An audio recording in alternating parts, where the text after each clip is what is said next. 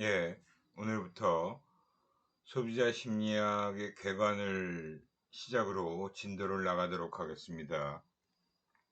소비자 심리학의 개관은 소비자 행동의 이해 파트부터 설명을 좀 드리도록 하겠습니다.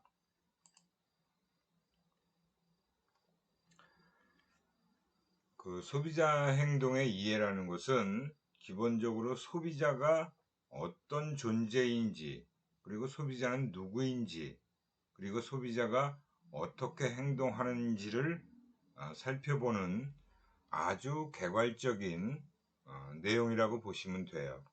우리가 어떻게 보면 소비자 심리학을 왜 공부해야 되고, 소비자 심리학이라는 게 무엇을 공부하게 되는 건지, 그런 내용을 전반적으로 다루고 있다 라고 보시면 됩니다.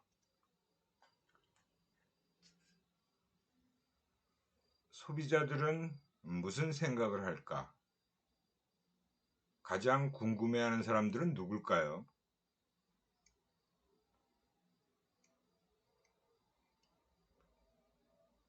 가장 궁금해하는 사람들은 바로 기업에서 마케팅을 담당하고 있는 사람들이겠죠. 마케팅뿐만이 아니라 제품을 개발하는 사람, 또 광고를 만드는 사람, 그런 사람들이 소비자들은 무슨 생각을 하는지 가장 궁금하게 생각을 할 겁니다. 이 집 식구들은 뭘 좋아하지? 그건 이제 우리가 어떤 하나의 가구를 단위로 했을 때 그 가족 구성원들을 얘기하는 거겠죠. 이 집에서는 무슨 상표를 구입했을까? 역시 마찬가지로 궁금한 사항이 될 거예요. 브랜드 매니저들은 그 브랜드를 관리하는 사람들이니까. 그래서 이러한 소비자들을 둘러싸고 있는 모든 것들, 그리고 소비자가 하는 모든 생각과 행동들을 파헤쳐 볼 필요가 있다는 거죠. 이게 바로 소비자 행동을 이해하는 출발점이다라고 보시면 됩니다. 그래서 소비자는 어떤 역할을 하는 사람인가? 우리가 소비자를 역할하는 수행자의 입장에서 보면 소비자는 구매자이기도 하고요. 바이어라고 볼 수도 있고, 또는 유저, 사용자일 수도 있죠. 그리고 또 구매 결정자의 역할도 합니다. 디시전 메이커라고 할 수 있죠. 그래서 소비자는 구매자, 사용자, 구매 결정자의 역할을 각각 달리 하는 경우도 있지만, 또 1인 2역, 구매자이면서 사용자인 경우, 또 구매자이면서 사용자이면서 구매 결정자까지 하게 되면 1인 3역이 되겠죠. 그리고 또 사용자이면서 구매 결정자도 1인 2역이고요. 그래서 소비자는 이 세 가지, 구매자, 사용자, 구매 결정자의 역할을 어떤 상황이나 어떤 그 시간, 경우, 그런 여러 가지 위치에서 다 달리 역할을 한다라고 볼 수 있어요. 구매자로서는 자기가 직접 물건을 사게 되는 경우가 구매자일 거고, 그 다음에 어떤 제품 또는 어떤 상품을 사용하는 사람의 입장일 수도 있고요. 근데 내가 구매자도 아니고 사용자는 아니지만 구매 결정자의 역할만도 또 하는 경우도 있잖아요. 아마 여러분들 집안에서 가족 구성원들이 각각 어떤 역할들을 하는지 보면 아마 잘 알 수 있을 거예요. 자기 자신을 비롯해서 아버지, 어머니, 형제 자매들, 어떤 제품을 놓고 누군가가 구매를 결정하는 구매 의사 결정자의 역할을 하는 경우도 있지만 직접 사지는 않아요. 그죠? 그리고 또 구매자도 아니고 구매 결정자는 아닌데 사용자로서의 역할만 하는 경우도 있어요. 뭐 어렸을 때는 여러분들이 대부분 다 사용자의 역할만 했을 거예요. 근데 점차 이제 나이가 들어가면서 학교를 들어가게 되고 초등학교, 중학교, 고등학교 이렇게 올라가면서 사용자에서 구매자의 역할로, 또 어떤 경우에는 구매 결정자의 역할도 하기도 하고요.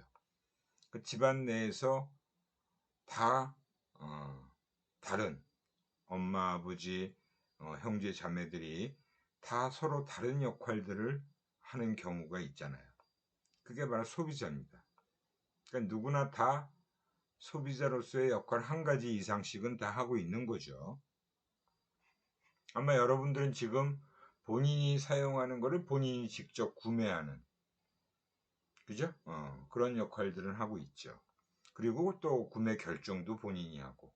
그러니까 여러분들은 지금 현재는 뭐 1인 3역을 다 한다라고도 볼 수 있어요. 물론 거기서 한 걸음 더 나가면 구매에 영향을 미치는 구매 영향자의 역할도 있을 수 있어요. 구매 영향, 구매를 하는데 영향을 미치는 그런 역할도 있다라는 거죠. 또는 신경이 쓰이는 사람도 있을 수 있어요. 내가 뭘 구매할 때 누군가가 의식이 되거나 누군가가 떠오르게 되면 그거는 내가 무슨 뭘 제품을 결정하려 구매하려고 그러는데 영향을 미치는 사람이겠죠. 그런 경우도 있을 수 있죠. 아무튼 이 소비자는 1인 다역을 하는 역할을 하는 그런 존재다라고 보시면 됩니다. 정말 뭐 이 세상에는 다양한 소비자들이 있어요. 그죠? 주부, 그 다음에 뭐 대부분의 생활용품, 식음료 이런 것들은 주부들이 많이 장을 보잖아요. 그죠? 가족들이 먹는 음식들, 생활용품들 그런 것들은 다 주부들이 사게 돼 있죠. 하지만 좀 더 가격이 비싼 내구재 이런 것들은 주부가 단독적으로 사지 못하죠. 아버지와 어머니가 같이 상의를 하고 또 아버지가 구매를 하는 경우도 있고, 뭐 사회에서 어떤 내가 위치에 있느냐에 따라서 소비자의 역할도 다양하게 달라집니다. 그죠? 이 가족 구성원들을 놓고 봐도 여러분들이 무슨 기념일을 맞아서 선물을 한다라고 했을 때도 역시 아주 다양한 그런 상황이 되겠죠. 하여튼 우리가 어떤 제품을 사고 그 제품을 사용하는 구매와 소비 상황이 워낙 다양하게요. 시시각각 벌어지기 때문에 그때그때마다의 소비자의 역할들은 다 달라질 수 있는 거예요. 그래서 우리가 아주 다양한 소비자들을 분석을 해야 되는 거죠. 그래서 그 소비자를 그럼 뭘 가지고 분석을 할 건가? 그게 이제 소비자를 어떻게 나타낼 것인가?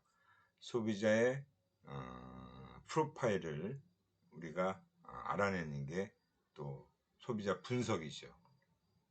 그죠? 소비자 분석이에요. 그래서 최근에는 많은 기업에서 마케팅이라는 조직 내에 아주 세분화된 조직을 갖추고 있는 회사들이 점차 늘어나고 있어요. 소비자 분석팀, 뭐 소비자 행동 분석팀, 명칭은 조금씩 차이는 있지만 다 비슷한 기능들을 하는 거죠. 소비자 분석을 중점적으로 하는 조직들이 자꾸 있는 거죠. 소비자 분석을 뭐 조사를 통해서 하든 아니면 여러 가지 그 소비자들의 트렌드를 알 수 있는 다양한 자료들을 수집하고 데이터를 분석하고 하는, 또는 회사에 데이터베이스가 있다면 그 데이터베이스를 바탕으로 해서 또 분석을 하게 되는 거죠. 거기에 이제 기본적으로 소비자를 이제 프로파일링 하게 되면 가장 기본적인 건 인구 통계학적 특성이에요. 뭐 이거는 뭐 남녀, 그죠? 연령대, 뭐 소득계층, 그다음에 이제 뭐 지역적 특색, 뭐 거주지, 뭐 이런 것들이죠. 그죠? 가장 기본적인 인구 통계학적인 특성이 있어요. 거기다가 이제 최근에는 이 심리적 특성이라고 하는 사이코그래픽스와 관련된 그런 내용도 굉장히 중요한 소비자를 프로파일링 하는데 아주 큰 역할을 하고 있죠. 소비자 심리적 특성. 그 다음에 이제 뭐 타인들과의 비교, 다른 사람들과 비교했을 때 어떻게 특징이 주어지는지. 그래서 우리가 소비자를 둘러싸고 있는 다양한 변인들, 퍼스널리티, 뭐 성별, 연령별, 소득별, 거주지별, 좋아하는 기호별, 정말 다양하죠. 아주 이건 어떻게 보면 기본적인 소비자를 특징 지어주는 그런 인구 통계학적인 특성에다가 심리적인 특성들, 심리 특성 변인들, 뭐 굉장히 다양하게 있잖아요. 그죠? 그리고 다른 사람들과의 비교를 통해서 또 우리가 소비자를 특징 지어주는 경우도 있어요. 하여튼 소비자를 분석하는 부분이 점점 더 다양해지고 복잡해지고 엄청나게 많은 데이터들이 사용될 수밖에 없다 라고 보시면 되죠. 그리고 이제 우리가 기본적으로 이거는 뒤에 또 우리가 소비자 구매 의사결정 과정을 또 한 챕터로 해서 또 공부를 하게 될 건데, 여기서 이제 기본적으로 우리가 소비자들의 구매 의사결정 과정을 한번 쭉 살펴보는 그런 내용이 여기에 정리가 되어 있는 겁니다. 소비자가 구매 의사를 결정하는 과정이라는 게 구매하는 것에서 끝나는 것이 아니라 이제 구매 후까지의 행동까지 다 포함돼요. 문제 인식은 바로 욕구가 발생되는 거죠. 그게 가장 초기 단계죠. 구매 필요성. 여러분들이 뭘 사용하다가 항상 늘 쓰는 제품을 사용하다가 그 제품이 떨어지고 나면 뭘 사야지, 이거 사야 되는데 하면 그게 구매 필요성을 인식하는 단계예요. 그리고 뭐 떨어지진 않았는데 지금도 내가 뭘 사용하고 있는데 신제품이 나오거나 또는 그것과 다른 형태의 새로운 브랜드가 나오면 이것도 한번 사볼까? 구매 동기가 발동되는 경우도 있어요. 그죠? 지금 8월 말에 요새 최근에 신제품으로 나와서 지금 여러 각종 뉴스에서 지금 제일 많이 등장하고 있는 제품은 뭐예요? 여러분 다 알고 있는 갤럭시 핸드폰이죠. 스마트폰 갤럭시 Z 폴드 3나 Z 플립 이라는 그 폴더블 폰이라는 게 삼성전자에서 올해 가장 강력하게 푸시하는 제품이에요. 근데 그게 아주 대박을 치고 있다. 지금까지 어느 신제품보다 가장 많이 지금 팔리고 있다라는 거예요. 삼성전자의 이제 전략이 먹히기 시작했다는 거죠. 이제 노트북 시리즈, 노트 시리즈는 많이 고 폴 집중 굉장히 지금 하고 있습니다. TV 트럭 핸드폰 광고가 아주 다양하게 여러 광고로 그 방송을 다 TV 화면을 차지하고 있을 엄청나게 많은 걸 하고 있죠. 그래서 이제 문제 인식이라는 건 구매 필요성을 인식하는 단계 또는 구매 동기가 발생하는 그런 또 경우도 문제 인식이죠. 현 상황에서 변화가 발생하는 거다라고 보시면 돼요. 뭔가 지금 필요하니까, 원하니까 소비를 하려고, 구매를 하려고 내 머릿속에서 그런 것들이 떠오르는 거예요. 그게 바로 문제인식 단계입니다. 그리고 나면 무슨 제품을 사야겠다라고 마음을 먹으면 그 다음에 뭘 해요? 정보 탐색이라는 걸 하죠. 물론 늘 쓰는 제품을 살 때는 그냥 항상 쓰는 제품을 사면 돼요. 내가 어떤 늘 하던 방식으로 뭐 온라인에서 구매를 했으면 온라인에서 또 들어가서 구매를 하면 되고, 그리고 오프라인 매장에 가서 할 경우는 그 매장에 가서 제품을 사면 됩니다. 별 고민하지 않고. 근데 이제 뭔가 제품 브랜드가 바뀌거나 아니면 신제품이거나 아니면 쓰던 제품이지만 한번 바꿔볼까 라고 한다면 그때부터는 의사결정을 위한 정보 탐색을 하게 돼 있어요. 내가 이미 알고 있는 정보들과 외부에서 또 찾아보는 정보들, 그리고 또 적극적으로 정보 탐색하는 경우도 있고, 뭐 그냥 그렇게 중요하지 않은 제품 같은 경우는 소극적인 정보 탐색을 하겠죠. 그래서 이것도 사람마다 틀리고 제품에 따라 틀리고 상황에 따라서 다 틀립니다. 정보 탐색을 하는 그 과정도. 그리고 나면 이제 대체안의 평가라 그래서 몇 가지 브랜드로 좁혀지겠죠. A 브랜드, 뭐 B 브랜드 또는 A, B, C. 그죠? 그래서 내가 구매를 하려고 최종적인 구매를 하기 전에 두세 개 정도의 브랜드로 압축을 시키는 경우도 있고 하나 또는 두 개 가지고 고민을 하는 경우도 있어요. 정보를 평가 기준에 따라서 비교하는 겁니다. 평가 기준은 제품, 서비스를 선택해서 어떤 서비스를 이용할 거냐 또는 어떤 제품을 구매할 거냐에 따라서 또 평가 기준이라는 건 다 달라지겠죠. 그리고 그 제품을 내가 얼마나 중요하게 생각하느냐에 따라서도 이런 평가 기준들이 다 달라질 겁니다. 그죠? 거기서도 많은 여러 가지 상황적 변인이 작동을 하겠죠. 또 내가 쓸 거냐 아니면 선물을 할 거냐에 따라서 달라지고요. 그 다음에 이제 대체안 중에서 최종적으로 하나를 선택하는 거예요. 그게 바로 대체안의 선택입니다. 결정이죠. 그래, 이거 사자 라고 하는 겁니다. 특정 상표, 그래, A 브랜드, 또 B 서비스, 뭐 이런 식으로 선택하는 겁니다. 그래서 최종적인 구매를 하고, 그리고 나면 이제 구매 후에, 물론 요새 이 구매를 하는 상황도 야 매장에 나가서 한번 사볼까 아니면 그냥 온라인 내가 잘 이용하고 있는 쇼핑몰에 가서 살까, 온라인으로 사도 전혀 문제가 되지 않고 늘 그렇게 구매를 해왔다면 별 어려움 없이 온라인에서도 주문을 할 거예요. 근데 그렇지 않은 제품도 있죠. 매장에 직접 나가서 한번 그래도 제품을 내가 한번 직접 보고 사진으로 보는 것과 직접 보는 건 분명히 다를 테니까요. 특히 뭐 패션 제품도 요즘 많이 온라인에서 구매들을 하잖아요. 근데 이제 예전에는 옷은 그래도 나가서 매장에 가서 입어보고 사야 된다 라고 하는 경우가 많았죠. 근데 최근에는 뭐 아주 뭐 특별한 경우가 아니면 웬만하면 다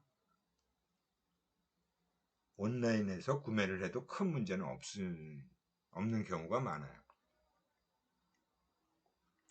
아무튼 이 구매를 하는 경우도 또 여러 가지 것들이 영향을 미쳐서 달라질 수 있다는 거고, 그 다음에 이제 구매 후 행동이라는 건 구매하고 나서 만족스러워하는지 불만족스러워하는지, 내가 불만족스러우면 어디에다가 원인을 두게 되는지, 뭐 때문이라고 생각을 하는지가 굉장히 중요해요. 그죠? 그 원인 규명이 바로 귀인 이론이라고 그랬죠. 우리 사회심리학에서 어떤 내가 선택한 행동을 했을 때 그 결정한 행동이 성공이냐 실패냐에 따라서 그 귀인하는 것이 다 달라지더라. 그 원인을 다 어떤 식으로 귀인을 하느냐가 달라지더라. 다양한 유형으로. 그게 귀인 이론이잖아. 사회심리학에서 우리가 귀인 이론들 다 배웠을 겁니다. 그리고 또 이제 유명한 이론이죠. 인지부조화 이론이라고 해서 우리가 뒤에 또 태도 배울 때 공부를 하겠죠. 그 페스팅거가 얘기했던 인지부조화. 인지부조화는 꼭 이런 소비자 구매 상황에서만 벌어지는 게 아니고 우리가 일상생활 내에서도 인지부조화는 많이 겪게 되죠. 그게 바로 심리적 불편감을 초래할 수 있다는 겁니다. 심리적 불편감. 이 심리적 불편감을 초래하게 되면 모든 사람들이 다 그 불편감을 해소시키기 위한 또 전략을 취하게 돼 있어요. 근데 보통 행동은 취소하기가 힘들어요. 그래서 자꾸 자신의 태도를 바꾸는 경우가 있죠. 그게 참 이제 여러 가지 많은 영역에서 우리가 이 태도와 태도 변화에서 다루고 있는 내용 중에 아주 중요한 내용으로 자리 잡고 있습니다. 인지 부조화가 발생했을 때 우리가 어떤 행동을 취하는지 그런 것들도 역시 우리 소비자 구매 의사결정 과정에서 다 다루게 되는 내용이라고 보시면 됩니다. 이런 것들이 사실은 다 우리가 하나하나 챕터별로 공부를 하게 되는 내용이죠. 그죠? 여기는 이제 동기와 소비자의 욕구와 동기, 관여도, 정보 탐색도 인지심리학 파트의 내용으로 지각 이런 것들이 다 여기에 해당되고요. 대체안의 평가도 마찬가지고 선택 그리고 구매 후의 행동 이런 내용들을 우리가 또 쭉 각각의 챕터별로 살펴보게 될 겁니다. 소비자 행동에 영향을 미치는 것들은 무수히 많죠. 이건 셀 수 없을 정도로 무수히 많습니다.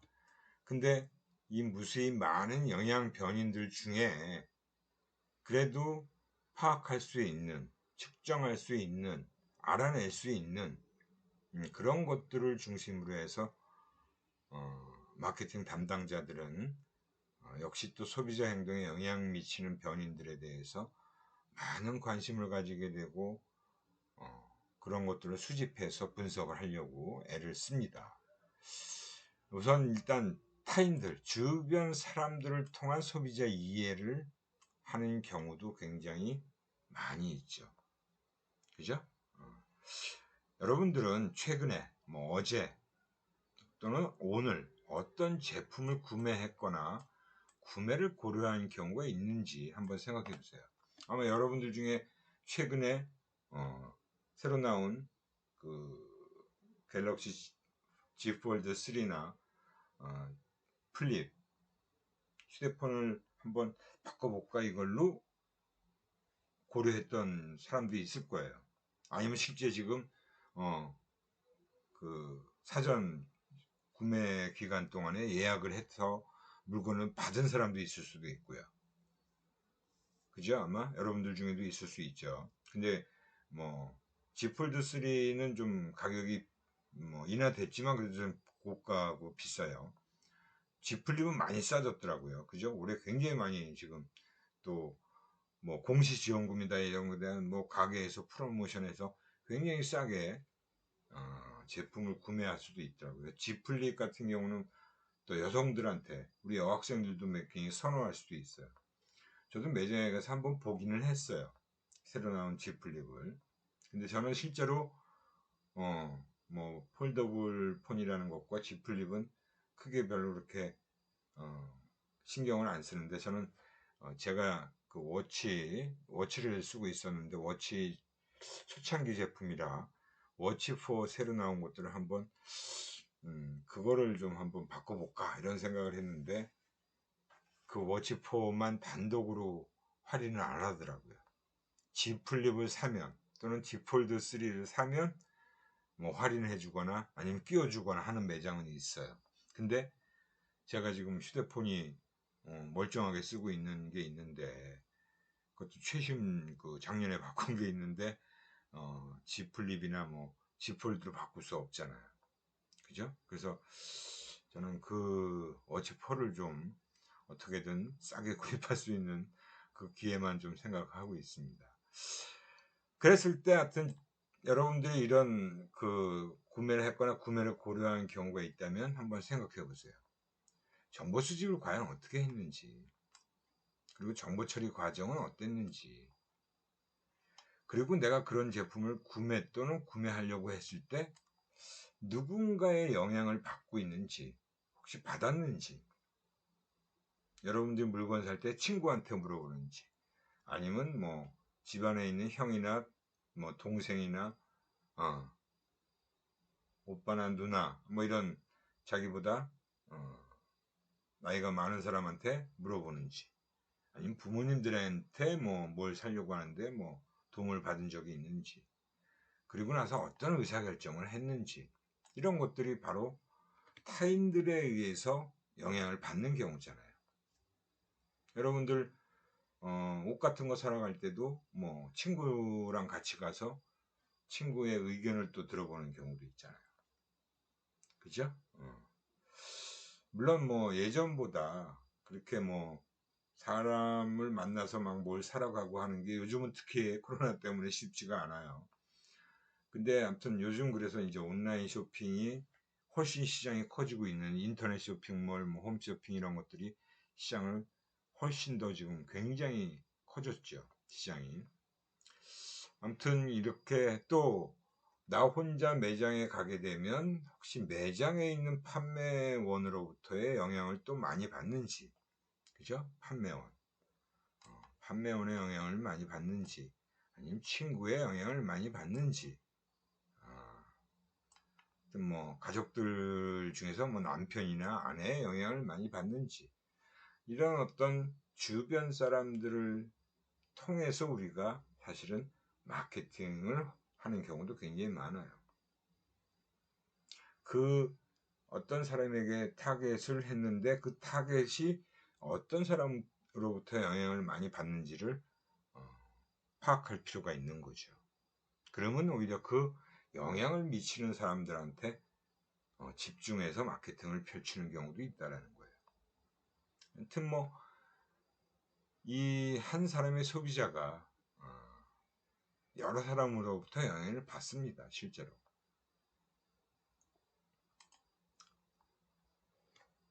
그 다음에 이제 사람의 영향을 빼고 제외하고도 또 구매 결정에 영향을 미치는 정보원, 즉 소스라는 게 엄청나게 다양해요.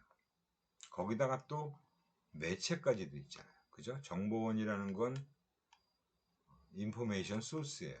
그리고 매체는 미디어잖아요. 근데 미디어도 요즘 워낙 많이 변해서 옛날에 영향력이 많았던 뭐 TV, 신문, 라디오, 잡지 이런 4대 매체는 점차 비중이 줄어가고 있어요. 요즘은 거의 뭐 인터넷 매체, 모바일 매체, 여러분들이 스마트폰을 통해서 많은 또 정보를, 물론 거기서도 인터넷과 연결된 정보들을 보는 거죠. 그러니까 어떻게 보면 인터넷을 통한 정보 수집이나 획득이 엄청나게 넓어졌다, 많아졌다라고 볼 수 있죠. 그죠? 인터넷. 이게 지금은 제일 막강한 영향력을 미치고 있는 겁니다. 온라인 상에서. 최근에 지금 국회에서는 언론중재법이라는 걸 놓고 엄청나게 지금 막 여야가 힘겨루기를 하고 있어요. 그리고 우리 국민들도 꽤 많은 반대를 하고 있죠.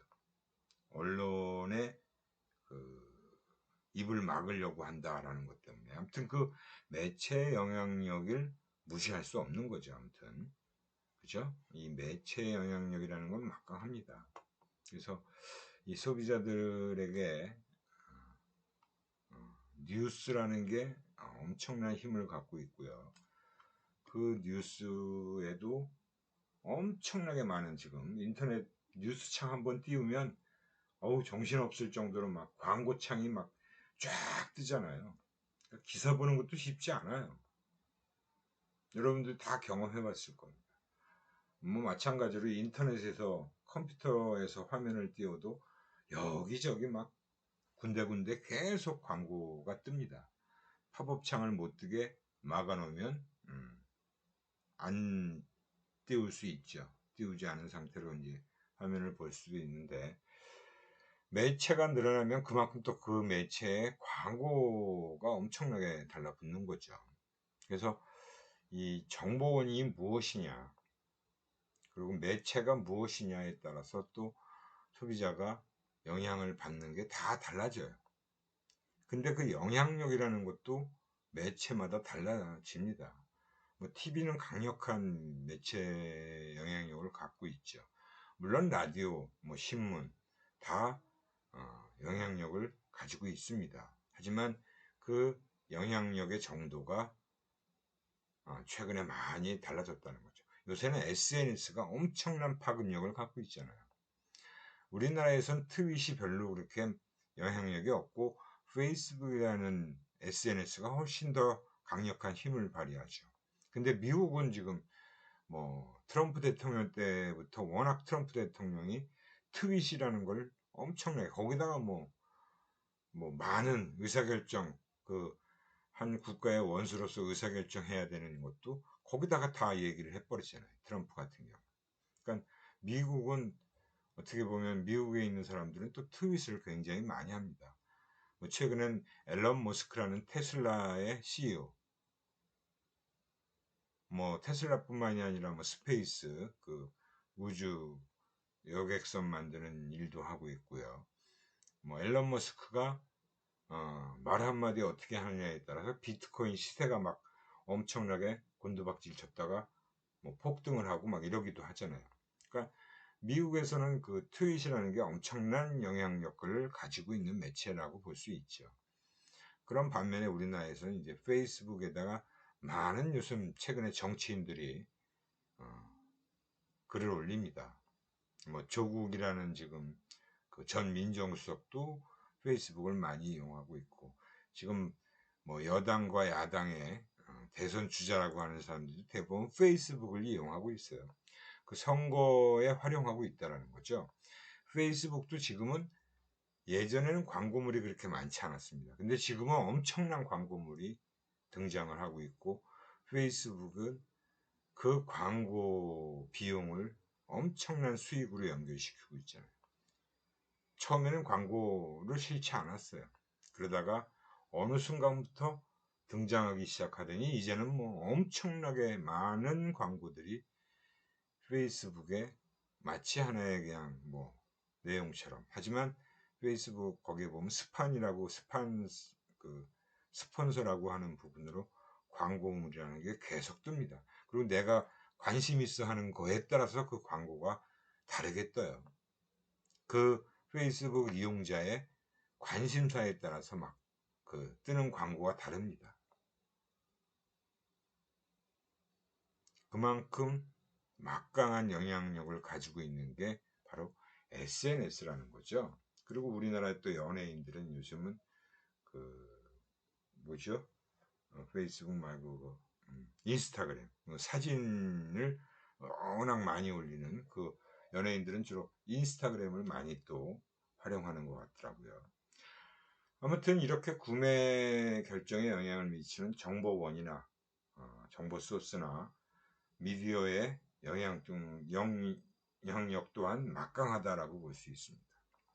그래서 우리가 미디어 분석도 엄청나게 많이 하고 있는 거죠.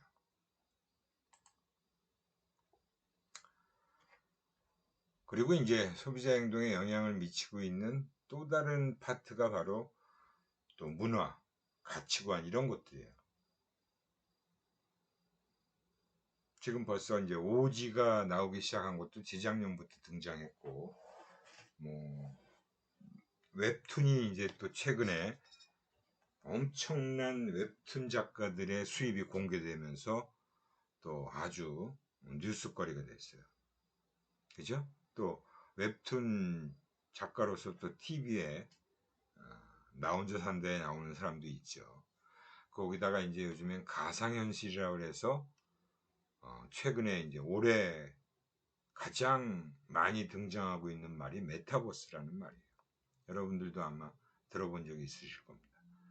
이제는 그냥 이 가상현실이라는 게 단지 인터넷에 있는 게임에만 이용되는 것이 아니라 각종 영화나 드라마 막 이런 데서 게임도 마찬가지고 메타버스를 통해서 훨씬 더 이 가상현실을 더 실제처럼 구현할 수 있게 된 거예요. 그러니까 게임도 더 막 실제처럼 느껴지고 현실감이 훨씬 커졌고 그 메타버스가 사용된 게 기생충에 등장하는 그 집 같은 것도 다 메타버스를 활용한 영상이라고 보시면 됩니다. 저도 물론 기사화된 것들을 읽은 거죠. 웹툰뿐만이 아니라 뭐 소설 같은 것들도 그렇고 그래서 소비자들에게 묻히는 문화의 영향 뭐 문화라고 하면 대표적인 게 우리 지금 BTS 그죠? 방탄소년단이 미국의 빌보드 차트를 엄청나게 빠른 속도로 휩쓸었잖아요. 세계적인 영향력을 가지고 있는 뮤지션이 된 거예요. 방탄소년단은 뭐 그 외에 우리가 이제 지금 뭐 K-팝이라는 것이 뭐 워낙 많이 널리 알려져 왔고요. 그런 것들이 다 소비자들에게 영향을 미치고 있는 것들이다라고 볼 수 있습니다. 뭐 가치관도 당연하겠죠. 그 다음에 이제 특정 제품이나 자극에 우리가 주의를 기울이게 되는 이유가 뭔지도 살펴볼 필요가 있는 거죠. 이건 어떻게 보면 이제 지각심리학에서 주로 다루는 내용이라고 보시면 돼요. 그래서 이건 이제 그 주류 매장의 이제 디스플레이 형태를 보여주는 거고요. 여기는 무슨 카페 같은 곳에 디스플레이 된 스타벅스네요. 스타벅스 매장은 뭐 거의 비슷한 유형으로 다 만들어지죠. 매장마다.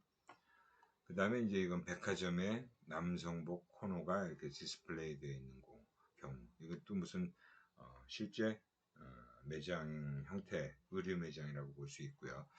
근데 이 매장, 백화점 매장, 또 대형 마트 매장, 그런 매장들의 형태라는 것도 굉장히 이 소비자들한테 구매 의사를 결정하는데 영향을 많이 미치고 있어요. 디스플레이 된 상태가. 우선 백화점 건물을 가보시면 외부 창문이 없습니다. 딱 막혀 있잖아요. 그리고 요새 최근에 이제 오픈한 백화점은 가운데를 완전히 다 비우고 굉장히 아주 그 규모가 큰 그런 어떤 매장. 최근에 또 뉴스 나온 곳도 있죠. 그 서울에 오픈한 더 현대, 여의도에 오픈한 백화점하고 동탄에 오픈한 롯데백화점이 비슷하게 디자인됐다. 실제로 그렇다라고 하네요. 저도 가보지 않았는데 뉴스 기사를 통해서 저도 봤는데 아무튼 뭐 이 코로나 상황에서도 엄청난 사람들이 그 매장 오픈했을 때 막 몰려가서 거기서 막 그 코로나 확진되는 사람도 나오고 하는데 뭐 우리 대구에 있는 백화점도 신세계 지금 그 동대구의 역사 백화점도 굉장히 크게 지어놨고요. 아무튼 이 매장에 가보면 그 특색 있는 매장에 우리가 특히 주의를 기울일 수밖에 없고 여러분들 뭐 스타벅스 커피 매장에 가서는 몇 시간씩 커피 한 잔 시켜놓고 거기서 막 공부들을 하고 있잖아요. 요즘엔 좀 코로나 때문에 예전과는 달라졌겠지만 뭐 지금도 보면 그런 학생들이 꽤 많던데 저도 가끔 스타벅스 매장 학교 앞에도 가보고 또 저쪽 또 제가 가는 그 헬스클럽 있는 그 근처에도 가보고 그러면 항상 학생들은 바글바글 해요. 물론 뭐 스타벅스 뿐만이 아니라 뭐 이디야 커피니 무슨 이런 커피 매장 그 커피 전문점 가보면 뭐 학생들이 굉장히 많이들 앉아 있습니다. 일단 그런 것들 또한 여러분들에게 다 영향을 미치고 있는 거죠. 어느 매장 가면 아주 분위기가 마음에 들고 오래 앉아 있고 싶은 분위기가 있고 그냥 빨리 커피만 마시고 나오고 싶은 경우도 있고 아니면 커피 그냥 테이크아웃으로 아예 갖고 나오고 싶은 매장도 있는 겁니다. 물론 뭐 그게 꼭 매장에 의해서만 결정되는 건 아니죠. 그 소비자 각 개인의 상황에 따라서 그건 또 달라집니다.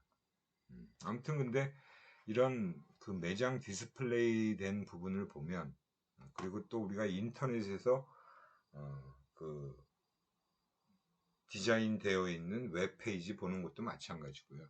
그래서 이런 특정 자극에 우리가 주의를 더 기울이는 그런 부분들이 분명히 있는 거예요. 그런 거에 의해서 마케팅을 할 때 다 활용이 되고 있다라고 보시면 됩니다. 이건 세계적으로 유명한 브랜드들이죠. 우리 국내 브랜드도 있고 아디다스, 렉서스, LG, 샤넬, 크리스찬 디오르, 루이비통, BMW, 현대, 삼성, CJ 이런 다국적 기업들, 전 세계인들에게 많이 알려져 있는 유수 기업들의 브랜드들, 그죠? 특정 브랜드를 선호하게 되는 이유는 뭐냐? 여러분들도 아마 특히 선호하는 브랜드가 있을 거예요. 특히 여러분들 지금 상황에서 많이 쓰는 브랜드들이 다르겠죠. 그죠? 근데 아무튼 그렇지만 여러분들도 개인적으로 선호하는 브랜드가 아무리 없다 그래도 그래도 서너 개 정도는 있을 거예요. 무슨 제품별로 다르겠죠. 제품에 따라서. 저도 특정 브랜드만을 좋아하는 경우가 몇 개 있어요. 컴퓨터나 전자제품 사는 거, 휴대폰도 저는 갤럭시 노트만 계속 쏘다가 한번 제가 딴 걸 사본 적은 있는데 저는 노트만 계속 써왔습니다. 그래서 지금도 노트 21 마지막 제품이라는 것도 지금 쓰고 있어요. 작년에 나온 거. 그래갖고 아무튼 이런 식으로 자기가 특히 특정 상표를 선호하는 이유들은 다 각기 다릅니다. 그죠? 정말 다 달라요. 다 다르고 저는 우리 국산 차 중에서는 기아차 브랜드를 지금까지 가장 많이 탔어요. 제가 또 저는 현대차를 한 번도 사본 적은 없어요. 희한하죠. 그러니까 사실은 우리 국내에서 가장 많은 판매가 되는 차는 현대차예요. 근데 저는 현대차를 한 번도 산 적이 없습니다. 신차를. 기아차는 몇 대 벌써 지금 바꾼 적이 있는데 지금도 K7이라는 차를 두 번이나 타고 있어요. 그 사람마다 다 다른 거예요. 누구는 또 다른 차를 또 좋아하겠죠. 사람마다 다 선호하고 있는 브랜드를 선호하게 된 이유도 다 다릅니다. 이제 그런 것들이 우리가 또 역시 공부를 하게 되는 내용에 포함되죠. 그래서 이제 소비자 행동에 영향을 미치는 것들은 뭐냐라고 해서 이 소비자 행동에 영향을 미치는 요인들이다 라고 하는 큰 카테고리별로 문화적 요인, 개인적 요인, 사회적 요인, 심리적 요인 이렇게 나눠볼 수 있어요. 근데 거기에 보면 하위에 문화적 요인의 제도, 공유된 신념, 시대 흐름, 개인적 요인의 사이코그래픽스, 라이프 스타일, 사회적 요인의 중거 집단이라는 레퍼런스 그룹, 사회 계층, 가족, 심리적 요인의 개인 심리적인 변수들. 이 하나하나를 우리가 다 사실은 역시 마찬가지로 이 소비자 심리학을 공부하는 내용에 다 포함되어 있다라고 보시면 됩니다. 소비자 행동에 영향을 미치는 요인은 너무나 광범위하고 엄청나게 많기도 하고요. 다양하기도 하고. 그러니까 마케팅 하는 사람 입장에서는 이런 것들을 다 파악을 해야 되는데 그걸 혼자 한다는 거 힘들잖아요. 그래서 외부 전문 집단에 용역을 주기도 하고, 뭐 광고 대행사, 리서치 회사, 뭐 그런 어떤 전문 마케팅 전문 또 데이터베이스 전문 그런 그룹에 맡기기도 하고, 요새는 이제 큰 기업은 마케팅 부서 내에 소비자 행동 분석팀, 뭐 행동 관찰팀 이런 것들을 다 운영을 합니다. 그래서 우리가 오늘 소비자 행동을 이해하는 차원에서 소비자 심리학의 개괄적인 내용을 쭉 다뤘어요. 오늘 처음으로 진도를 나가게 됐는데 이 정도로 해서 첫 번째 시간은 마치도록 하겠습니다. 궁금한 사항이 있으시면 반드시 질문 코너에 올려주시고요. 수고들 하셨고요. 다음 시간에 또 뵙겠습니다. 근데 이 뒷부분에 있는 요 마지막 얘기는 다음 시간에 이어서 해야 될 것 같아요. 시간이 거의 다 된 관계로 요 뒷부분 마지막 부분은 다음 시간에 또 하겠습니다. 예.